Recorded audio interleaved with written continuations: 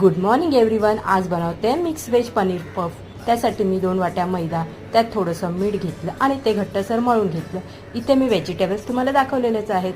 कढई तापल्यानंतर त्यात तेल घातलं आणि मग आलं लसूण पेस्ट घातली. नंतर त्यात मी गाजर, कोबी आणि मटर घातलं आणि मग चवीपुरतं थोडंसं मीठ घातलं. ते चांगलं मिक्स करून घेतलं.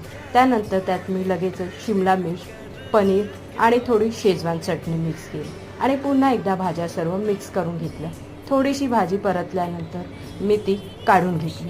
इथे मी मैद्याच्या छोट्या छोट्या जाडसर पोळ्या लाटून घेतल्या आणि तयार भाजी त्याच्यामध्ये भरून घेतली. आवडीप्रमाणे त्याला मी मस्त असा चौकोनी शेप दिला. तुम्हाला हवं तसं तुम्ही त्याला शेप देऊ शकता.